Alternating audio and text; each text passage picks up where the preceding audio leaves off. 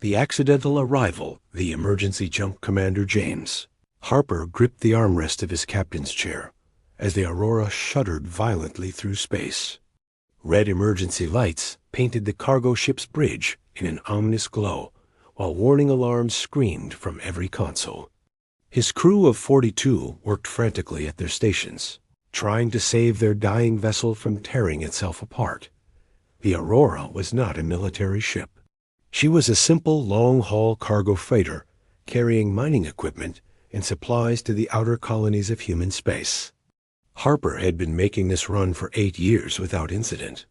Today, however, their luck had run out in the worst possible way. "Engine core is overheating," shouted Engineering Officer Leza Chun from her station. "Coolant system has completely failed. If we don't shut down the main drive in the next 60 seconds, we're going to have a core breach." Harper's mind raced through their options. They were in the middle of deep space, weeks away from the nearest human outpost. If they shut down the engines now, they would be stranded with no way to call for help. Their long-range communications had failed 3 hours ago during the initial system malfunction. "How bad is a core breach?" asked young navigator Tom Willis, his voice shaking slightly. This was only his second year in space, and Harper could see the fear in his eyes. "Bad enough that none of us will be around to complain about it," Harper replied grimly. He turned to Chun. "What about an emergency jump?" Chun's face went pale. "Commander, the navigation systems are down. We have no idea where we'd end up. We could materialize inside a star or in the middle of a black hole. Or we could end up somewhere safe," Harper countered. "Right now, we have 2 choices. We stay here and die for certain, or we jump and maybe die. I prefer maybe." The ship shook again, harder this time. Sparks flew from one of the overhead panels, and the lights flickered. Harper could hear the groaning of metal under stress. The Aurora was literally tearing herself apart. "Everyone strap in," Harper ordered. "Chun, charge the jump drive with whatever power we have left. Willis, input random coordinates. Anywhere is better than here." His crew moved quickly, their training overcoming their fear. Harper watched the countdown timer on his screen. 40 seconds until core breach. The jump drive needed 30 seconds to charge. It was going to be close. "Jump drive charging," Chun reported. 20 seconds. Harper watched the numbers tick down on both timers. The core breach was inevitable now. The only question was whether they could jump before it happened. 10 seconds to jump, Willis called out. 5 seconds to breach, Sean added, her voice tight with tension. The bridge fell silent except for the screaming alarms and groaning metal. Every person held their breath, watching the timers race toward zero. "Jump drive ready," Willis shouted. "Engage," Harper commanded. The universe twisted. Reality bent around the Aurora as she punched a hole through normal space and fell into the quantum tunnel between dimensions. For 3 heartbeats, the crew experienced the strange sensation of being everywhere and nowhere at once. Then, with a violent lurch, the ship crashed back into normal space. The alarms went silent. The red emergency lights faded, replaced by normal lighting. The shaking stopped.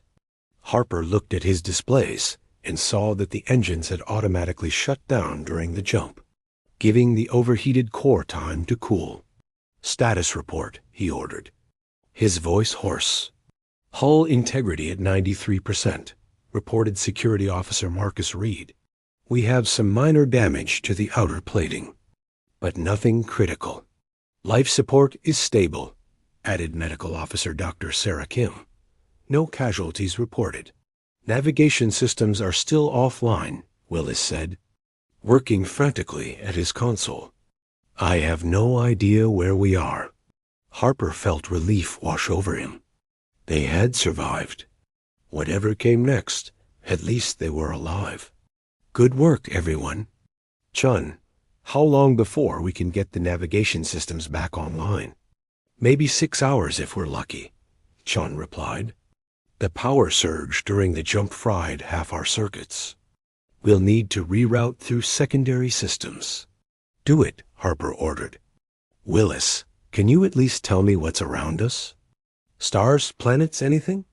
Willis studied his sensor display, and his expression changed from relief to concern. Commander, I'm picking up multiple contacts. Lots of them. They're moving toward us at high speed. Harper's stomach sank. Define lots. 37 distinct signatures, sir. Based on their energy output, they're definitely ships, and they're big. Much bigger than anything in the human fleet. The bridge fell silent again as everyone processed this information. They had jumped blind into unknown space and landed right in the middle of someone else's territory. Harper stood up and walked to the main view screen. Put them on visual. The screen flickered to life, showing the star field ahead. At first, Harper saw nothing unusual. Then Willis enhanced the image, and Harper felt his blood run cold. Dozens of massive warships were converging on their position from all directions. Each vessel was at least 3 times the size of the Aurora, bristling with weapons and glowing with power. Unknown ships. This is Commander James Harper of the human cargo vessel Aurora. Harper broadcast on all standard frequencies. We mean no harm. We experienced an emergency and jumped blindly to this location. We request assistance and directions to exit your space. The response came within seconds, translated into English by their computer. Human vessel, you have violated sacred Velcrin space. Power down all systems immediately and prepare to be boarded. Any resistance will result in your immediate destruction. Harper looked at Reed. Thoughts? Reed studied the tactical display. Commander, we're a cargo ship. We have no weapons except for point defense lasers designed to shoot down debris. Those ships out there could vaporize us without even slowing down. I recommend we comply. Harper nodded slowly. Reed was right, of course. They had no choice but to cooperate and hope these Velcron were reasonable. Still, something about the situation bothered him. The aliens had called this sacred space and threatened them almost immediately. That suggested they were either very territorial or very scared of intruders. Power down weapons and shields, Harper ordered. But keep life support and communications active. Let's show them we're cooperating, but not helpless. As the Aurora powered down, the alien warships closed in around them. Harper counted at least 15 vessels within weapons range, with more arriving every minute. It was an overwhelming display of force for a single unarmed cargo ship. They're launching boarding craft, Willis reported. 20 small vessels breaking off from the main fleet. Harper watched the boarding craft approach on the view screen. They moved with military precision, surrounding the Aurora in a defensive formation. These were clearly experienced warriors who took no chances. All hands, this is the commander, Harper announced over the ship-wide communication system. We're about to receive visitors. Everyone remain calm and cooperative. Do not make any sudden movements or threatening gestures. These people are scared of us for some reason, and scared people do stupid things. Let's not give them any reason to do something we'll all regret. The first boarding craft attached itself to the Aurora's main airlock with a heavy metallic clang. Harper watched on the security monitors as the airlock cycled and the outer door opened. What emerged made several of his crew gasp in surprise. The Velcron warriors were tall, easily 7 feet in height, with broad shoulders and powerful builds. They wore dark armor that seemed to absorb light, and their faces were hidden behind helmets that glowed with an eerie purple light. Each warrior carried weapons that hummed with deadly energy. 12 warriors entered the Aurora and moved through the corridors with practiced efficiency. They reached the bridge within minutes, and the doors slid open to admit their leader. The warrior commander stepped forward and removed his helmet, revealing a face that was almost human, but not quite. His skin had a slight gray tint, his eyes were larger than normal, and his features were sharper, more angular. Asterisk. I am War Leader Krenth of the Volcrone Imperial Guard, the alien announced in perfect English. You will identify yourself and explain your presence in the sacred zone of the Eternal Fleet. Harper stood up slowly, keeping his hands visible and relaxed. I'm Commander James Harper. This is the cargo ship Aurora out of Earth. As I said in my transmission, we had an emergency. Our engine was about to explode, so we made a blind jump to save our crew. We had no idea we would end up here. Krenth's eyes narrowed. You expect me to believe you stumbled into the most heavily guarded military zone in the Volcrone Empire by accident? Yes, because that's exactly what happened, Harper replied calmly. Look, I understand this looks suspicious from your perspective.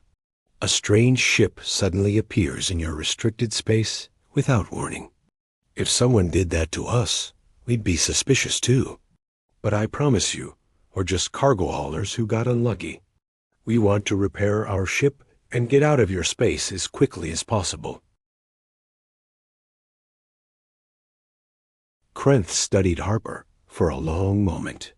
The alien commander seemed puzzled by something, though Harper could not guess what. Finally, Krenth spoke again. Your species is unknown to us. How did you acquire translation technology capable of speaking our language? Our computers have translation software that analyzes language patterns and creates working translations, Harper explained. It's standard equipment on all our ships. We've encountered quite a few different species over the years, so we've gotten pretty good at talking to new civilizations. This seemed to disturb Krenth even more. You have encountered many species? How large is your empire? Harper laughed, which made several Volcrone warriors raise their weapons nervously. He stopped immediately, realizing his mistake. Sorry, didn't mean to startle anyone. We don't have an empire. Humans control maybe 30 star systems, all relatively close together. We're pretty small compared to most galactic civilizations. Yet you travel far from your territory and survive encounters with multiple species, Krenth said slowly. That suggests either great military power or great diplomatic skill. More like great luck and stubborn refusal to die, Harper replied honestly. Look, humanity has been in space for about 200 years. We've made some friends, made some enemies, and mostly just tried to mind our own business. We're not conquerors or diplomats. We're just people trying to make a living in a big, dangerous galaxy. Krenth exchanged glances with his warriors. They seemed confused by Harper's casual attitude. Here they were, surrounded by overwhelming military force, and the human commander was acting like this was just a minor inconvenience. You do not seem afraid, Krenth observed. Harper shrugged. Would being afraid help our situation? Your ships have us surrounded, and you've got armed warriors on my bridge. Being scared won't change any of that. Besides, you haven't shot us yet, which suggests you're at least willing to listen. That's a good sign in my experience. You have experience with such situations? A few times, Harper admitted. Space is dangerous. Sometimes we run into pirates, sometimes automated defense systems left over from ancient wars, sometimes territorial species who don't like visitors. You learn to stay calm and work things out peacefully when possible. Krenth's expression became troubled. You speak of these threats as if they are minor concerns. Well, they're concerns we've dealt with and survived, Harper said. That's the thing about humans. We're not the strongest species, or the smartest, or the most advanced. But we're really, really good at surviving things that should kill us. It's kind of our specialty. The Volcron commander stepped closer to Harper, studying him intently. You will come with me to our command ship. Your crew will remain here under guard. Any attempt at escape will result in the destruction of your vessel. Harper nodded. Understood. I'll need to inform my crew. Make it brief, Krenth ordered. Harper turned to his bridge crew. I'm going with War Leader Krenth to their command ship. Reed, you're in charge until I get back. Cooperate with our guests. Answer their questions honestly. And don't do anything heroic. We're going to talk this out like civilized people. What if you don't come back? Reed asked quietly. Harper smiled. Then follow standard protocol. Wait 48 hours, then do whatever you think is best. But I'll be back. These folks are warriors, not murderers. They're just trying to figure out what kind of threat we represent. Once they realize we're just cargo haulers who got lost, they'll let us go. As Harper followed Krenth off the bridge, he had no idea how wrong he was. The Velcrone Empire was not trying to decide if humans were a threat. They were trying to decide what kind of threat humans represented, and whether it was safer to destroy them now or let them leave and risk whatever. Terrifying civilization had produced such unnaturally calm warriors. Real terror was just beginning. Asterisk the empires. Fear takes root. The flagship, the interior of the Velcrone command ship made the Aurora look like a child's toy. Commander Harper walked through corridors so vast that his footsteps echoed off walls 50 feet high. Crystalline lighting strips ran along the ceiling, casting everything in a cold blue glow. Every surface was polished to perfection, and the air hummed with power from systems Harper could not even begin to understand. War Leader Krenth led him through the maze of passages, while 6 armored guards followed close behind. Velcron crew members stopped their work to stare at the human prisoner as he passed. Harper noticed their reactions with growing curiosity. They were not looking at him with hatred or contempt. They looked frightened. That made no sense. Harper was one unarmed human surrounded by thousands of heavily armed alien warriors. He should have been the one who was frightened. Yet the Velcron acted like he was some kind of dangerous predator being led. Through their ship in chains. After 10 minutes of walking, they reached a massive chamber that was clearly designed for military command. Holographic displays filled the air, showing star maps, fleet positions, and tactical data. Dozens of Velcron officers worked at consoles arranged in concentric circles around a central platform. Standing on that platform was the largest Velcron Harper had seen yet. Supreme Commander Thren stood nearly 8 feet tall, his broad shoulders draped in a cloak that seemed to shimmer with its own internal light. His face bore scars from countless battles, and his eyes held the cold calculation of someone who had commanded armies for decades. When he spoke, his voice carried absolute authority. "So this is the human," Thren said, studying Harper like a scientist examining an interesting specimen. "You are much smaller than I expected." Harper resisted the urge to make a joke about height. Something told him this was not the time for humor. "Supreme Commander, I apologize for intruding into your territory. As I explained to War Leader Krenth, our presence here was accidental." Thren descended from his platform and walked slowly around Harper, examining him from every angle. "Accidental? Yes, that is what you claim. Yet my intelligence officers inform me that the probability of randomly jumping into this specific location is approximately 1 in 7 billion. The sacred zone occupies a very small region of space, surrounded by vast emptiness. For you to land here by pure chance seems remarkably unlikely." "Unlikely things happen all the time," Harper replied. "That is the nature of probability. Someone has to be that 1 in 7 billion. Today it was us." Thren stopped in front of Harper, his face unreadable. "You are either telling the truth and are incredibly unlucky, or you are lying and are incredibly bold. I have not yet decided which possibility concerns me more." "May I ask what makes this area so sacred?" Harper asked. "If I understand the significance, perhaps I can better explain why we meant no offense." Thren gestured to the holographic displays. and one of them expanded to show a three-dimensional map of local space. This region contains the tombs of our greatest warriors. When a Velcron commander achieves legendary status, their ship becomes their final resting place, set adrift in this zone to float among the stars for eternity. To disturb this space is to dishonor the dead. Harper felt genuine remorse. I truly am sorry, Supreme Commander. We had no idea.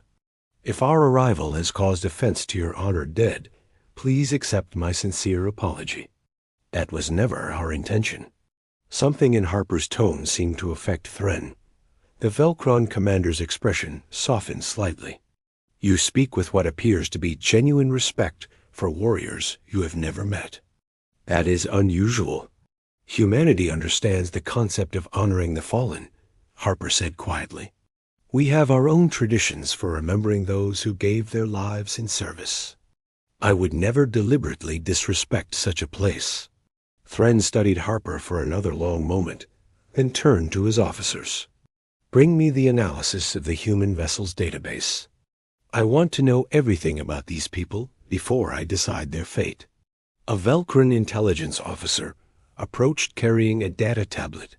Supreme Commander, we have completed our preliminary analysis of the information stored in the human ship's computers. What we have found is deeply disturbing. Harper felt a spike of worry. What could the Velcron have found in the Aurora's database that would disturb them? It was just a cargo ship with standard navigation charts, crew records, and entertainment files. Thren took the tablet and began reading. His expression grew darker with each passing second. Finally, he looked up at Harper with something that looked disturbingly like fear. Is this information accurate? Your species has survived 3 major extinction events on your home world? Well, yes, Harper said, confused by the question. Earth has gone through several ice ages and climate shifts over the millennia. Humanity adapted and survived. Your planet has been struck by asteroids large enough to destroy most life, Thren continued, his voice tight. Yet your species survived. Our ancestors were very good at finding shelter and adapting to changing conditions, Harper explained. It was not easy, but humans are stubborn about staying alive. Thren's hand tightened on the tablet. Your recorded history contains over 15,000 documented wars. Your species has been in continuous conflict with itself for your entire recorded civilization. That is exactly why I speak of peace, Harper countered. Humans know the cost of war better than most species. We have seen what happens when civilizations choose conflict over cooperation. We have learned from our mistakes. The reason we have not had a major war in 70 years is because we finally realized that peace is more beneficial than conquest. Thren considered this. Perhaps. But can we trust that your peaceful intentions will continue? Your species is aggressive by nature. What happens when you grow stronger and decide you want what the Velcron Empire has? Then you defend yourselves, just like we would defend ourselves if you attacked us, Harper said simply. But that is a problem for the future, not today. Right now, we have an opportunity to establish positive first contact between our civilizations. We can choose cooperation over conflict. The Velcron commander walked to the main view screen and stared out at the stars. I have spent my entire life preparing for war. I understand military strategy, fleet tactics, and combat psychology. But diplomacy, he shook his head slowly. Diplomacy is not my strength. It does not have to be complicated, Harper said. Let us repair our ship and return to human space. We will report that we encountered the Velcron Empire and that you were professional and reasonable, despite our accidental intrusion into your sacred space. That establishes a foundation for future peaceful contact. And if your government decides to send military forces to investigate this region? Thren asked, why would they? Harper replied, we will report that you have a powerful fleet and well-defended territory. Human leaders are not stupid. They will not provoke a fight with an empire that clearly has superior numbers. Instead, they will probably try to establish diplomatic channels and explore possibilities for trade. Thren turned back to face Harper. You paint an optimistic picture of your government's intentions. Because I know how they think, Harper said. Human leaders care about protecting their people and improving their lives. Starting unnecessary wars does not accomplish either goal. They would much rather find peaceful ways to benefit from contact with your civilization. The Velkron commander stood silent for a long time, weighing his options. Finally, he spoke to his officers. Prepare an escort fleet. We will guide the human ship to the edge of Imperial space and ensure they depart safely. Relief flooded through Harper. They were going to let the Aurora go. However, Thren continued, his voice hard, you will deliver a message to your government. Tell them that the Velkron Empire has claimed this region of space and will defend it against any intrusion. Tell them that we are watching their expansion and will respond with overwhelming force if humans attempt to establish any presence in territories we consider ours. I will deliver your message, Harper agreed. But I will also tell them that the Velkron demonstrated honor and restraint when they could have simply destroyed us. That will carry weight in future diplomatic discussions. Thren nodded slowly. Perhaps it will. War leader Krenth returned the human to his vessel. Assign 10 warships to escort them to the border. Make it clear that this is the only mercy they will receive. Any future intrusions will be dealt with harshly. Yes, Supreme Commander, Krenth replied as Harper was led off the command deck. He heard Thren giving orders to his officers. Send encrypted messages to all regional commanders. Inform them that a new species called humans has been encountered. Distribute all data we have collected, and instruct all fleet elements to avoid contact if possible. If contact is unavoidable, they are to observe and report, but not engage unless directly threatened. Harper smiled slightly. The Velkron Empire was not treating humanity as an enemy. They were treating humans as an unknown quantity that required careful observation. That was progress. The return journey, the trip back to the Aurora, took less time than the journey to the flagship. Krenth seemed less hostile now, more thoughtful. As they walked through the corridors, the war leader spoke quietly. You truly believe your species will seek peace with the Empire? I believe we will try, Harper replied honestly. Whether we succeed depends on both sides being willing to communicate and compromise. But yes, I think most humans would prefer peaceful coexistence over war. Your confidence is either admirable or foolish, Krenth observed. I have not yet decided which. Maybe both, Harper admitted with a slight smile. When they reached the Aurora, Harper found his crew anxious but unarmed.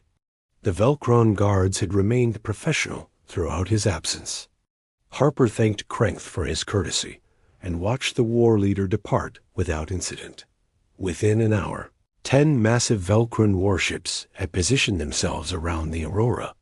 The lead vessel transmitted coordinates for human space and instructions for the journey.